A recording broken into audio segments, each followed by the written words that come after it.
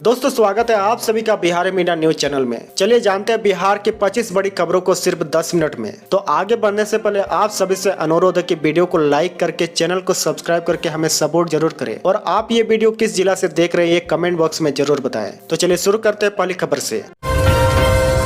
बिहार चुनाव को लेकर जनसुराज के संस्थापक प्रशांत किशोर ने कल राघवपुर से चुनावी प्रचार की शुरुआत की। राघवपुर जाने से पहले पटना में पीके ने कहा कि केवल चर्चा चल रही है कि राघवपुर से प्रशांत किशोर जनसुराज चुनाव लड़ने जा रही है तो तेजस्वी 2 सीट खोज रहे हैं। उनका भी हालत राहुल गांधी जैसा होगा। अमेठी छोड़कर वायनाड गए और अमेठी में भी हार गए। उन्होंने कहा कि आज मैं राघवपुर जा रहा हूं। ये एक विशेष क्षेत्र है जहां से मुख्यमंत्री उप मुख्यमंत्री चुने जाते हैं। मैं उस क्षेत्र में जनसुराज के साथियों से मिलने जा रहा हूं और उनसे पूछूंगा कि अगर राघवपुर के लोगों को गरीबी और बदहाली से मुक्ति दिलानी है तो किसी चुनाव लड़ना चाहिए। आपकी जानकारी के लिए बता दें कि एक इंटरव्यू में पीके ने कहा था कि वे जन्मभूमि करहर या कर्मभूमि राघवपुर से चुनाव लड़ सकते हैं। अगर चुनाव लड़ेंगे तो तेजस्वी के खिलाफ ही लड़ेंगे। करगहर से जनसुराज के रितेश रंजन पांडे को उम्मीदवार बनाया गया है। ऐसे में संभव है कि दूसरे लिस्ट में राघवपुर से प्रशांत किशोर का नाम आ सकता है। हालांकि उन्होंने यह साफ नहीं किया है कि वह खुद चुनाव लड़ेंगे या किसी और को उतारेंगे। बड़ी खबर में देखिए, भोजपुरी सिंगर पवन सिंह ने पत्नी ज्योति सिंह से चल रहे विवाद के बीच शनिवार को सोशल मीडिया पर बड़ा ऐलान किया है। पवन सिंह ने कहा कि मैं पवन सिंह अपने भोजपुरिया समाज को बताना चाहता हूं कि मैं बिहार विधानसभा चुनाव लड़ने के लिए पार्टी ज्वाइन नहीं की थी, ना ही मुझे विधानसभा चुनाव लड़ना है। मैं पार्टी का सच्चा सिपाही हूँ और रहूँगा। आपको बता दें कि उनकी पत्नी ज्योति सिंह ने जनसुराज के संस्थापक प्रशांत किशोर से मुलाकात की थी। 20 मिनट की मुलाकात में उन्होंने कहा था कि मेरे साथ अन्याय हुआ है, ऐसा किसी और महिला के साथ नहीं होना चाहिए। साथ ही आपको बता दें कि पवन सिंह ने हाल ही में दिल्ली में गृह मंत्री अमित शाह और भाजपा अध्यक्ष JP नड्डा से मुलाकात की थी, जिसके बाद से भोजपुरी स्टार के बीजेपी में दोबारा आने की चर्चाएं शुरू हो गई थी। पवन सिंह पहली बार 2017 में भाजपा में शामिल हुए थे, लेकिन 2024 के लोकसभा चुनाव में पार्टी के खिलाफ जाकर उन्होंने काराकट से निर्दलीय चुनाव लड़ा। निर्दलीय चुनाव लड़ने पर 22 मई 2024 को भाजपा ने पवन सिंह को पार्टी से बाहर कर दिया था। उस वक्त वे प्रदेश कार्य समिति के सदस्य थे। बिहार विधानसभा चुनाव 2025 में ओबीसी की पार्टी AIMIM ने 16 जिलों की 32 विधानसभा सीटों पर चुनाव लड़ने का ऐलान किया है। किशनगंज में शनिवार को बिहार प्रदेश अध्यक्ष अख्तरुल इमान और राष्ट्रीय प्रवक्ता आदिल हुसैन ने एक प्रेस कॉन्फ्रेंस में इसकी घोषणा की है। इन 32 सीटों में 15 सीटों पर RJD के विधायक है। आपको बता दें कि पार्टी किशनगंज की 4 सीट, किशनगंज, कोचधामन, बहादुरगंज, ठाकुरगंज, वहीं पूर्णिया के 3 सीट, अमोर, बायसी, कस्बा और कटिहार की 5 सीट, बलरामपुर, प्राणपुर, मनिहारी, बरारी, कदवा पर चुनाव लड़ेगी। इसके अलावा पार्टी अररिया, गया के 2-2 सीटों पर भी चुनाव लड़ेंगे। वहीं पार्टी के प्रदेश अध्यक्ष अख्तरुल इमान ने बताया कि पार्टी ने सेकुलर वोटों की बिखराव को रोकने के लिए राष्ट्रीय जनता दल को गठबंधन का प्रस्ताव भेजा था। हालांकि RJD ने इस प्रस्ताव को स्वीकार नहीं किया, जिसके बाद पार्टी ने तीसरे मोर्चे के रूप में चुनाव लड़ने का फैसला किया है। पार्टी जल्द ही सभी सीटों पर प्रत्याशियों के नाम की घोषणा करेगी। मुजफ्फरपुर के गाय घाट से RJD विधायक निरंजन राय को अपने क्षेत्र में विरोध का सामना करना पड़ा, जिसका वीडियो सामने आया है। शुक्रवार को बाढ़ग्रस्त बेनीबाद और उसके आसपास के इलाकों में पहुंचे थे। इस दौरान लोगों ने उन्हें घेर लिया। ग्रामीणों ने पूछा कि पिछले 5 साल आप कहां थे, बाढ़ के समय क्यों आए? जब हम लोग परेशान में थे तब कोई जनप्रतिनिधि उनका हाल जानने नहीं आया। बाढ़ राहत, सड़कों और नालों की सफाई को लेकर सिर्फ वादे किए गए, लेकिन जमीन पर कुछ नहीं हुआ। वहीं लोगों का कहना था कि क्षेत्र में पिछले कई वर्षों से बाढ़ राहत की कोई ठोस व्यवस्था नहीं की गई है। हर साल बाढ़ आती है, जनप्रतिनिधि सिर्फ दौरे और आश्वासन तक सीमित रह जाते हैं। यहाँ के लोग बाढ़ और सड़कों की जर्जर हालत को लेकर लंबे समय से परेशान हैं। बिहार में दक्षिण पश्चिम मानसून अब विदाई की ओर है। मौसम विभाग के अनुसार अगले 1 से 2 दिनों में बिहार से मानसून की औपचारिक वापसी हो जाएगी। इस समय राज्य के सभी जिलों में मौसम सामान्य बना हुआ है और कहीं भी बारिश की कोई संभावना नहीं जताई गई है। वहीं मौसम विभाग ने अगले 3 से 4 दिनों के लिए साफ संकेत दिए हैं कि बिहार के ज्यादातर जिलों में तापमान में किसी बड़े बदलाव की संभावना नहीं है। दिन में हल्की गर्मी और धूप बनी रहेगी, जबकि रात में हल्की ठंडक महसूस होगी। पश्चिमी और उत्तरी जिलों में सुबह शाम की हवा में हल्की सिरन शुरू हो सकती है, लेकिन फिलहाल ठंड का असर शुरू होने में अभी समय है। इसके अलावा मौसम विभाग ने बताया कि किसानों के लिए मौसम फसल कटाई और खेत की तैयारियों के लिए अनुकूल माना जा रहा है, क्योंकि बारिश की संभावना खत्म हो चुकी है। इसलिए ग्रामीण इलाकों में मौसमी गतिविधियां सुचारू रूप से चल सकेगी।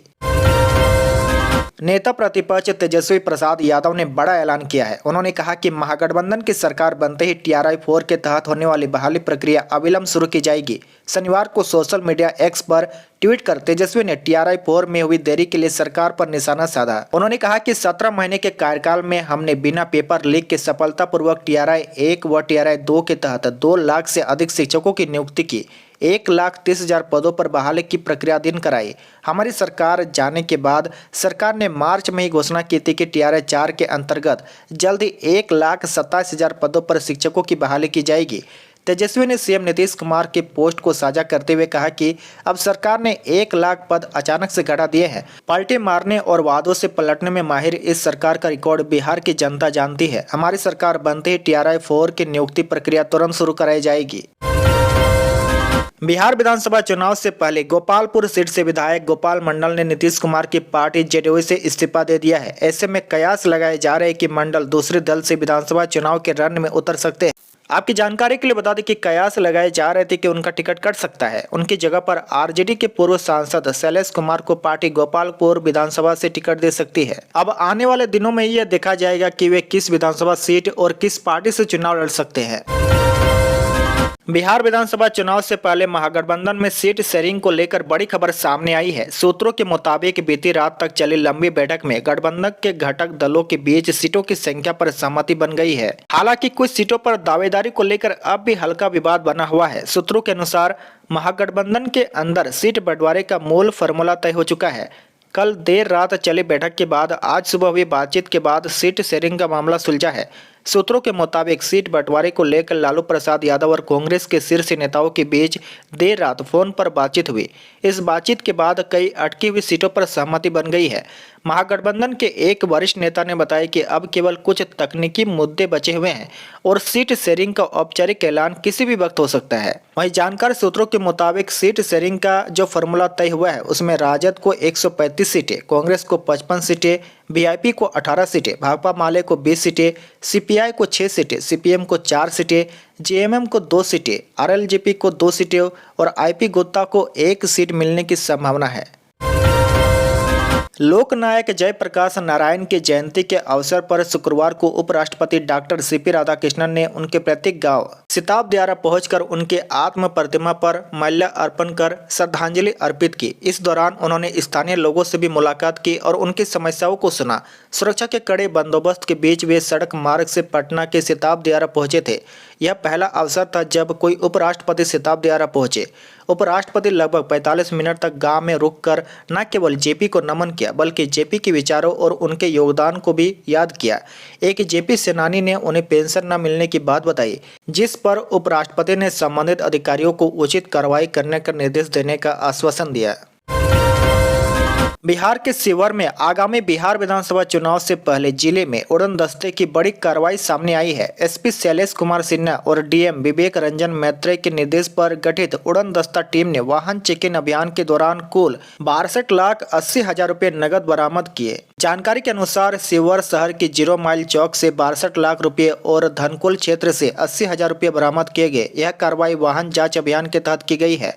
कैश मिलने के बाद आयकर विभाग को सूचना दे दी गई और मामले की जांच जारी है।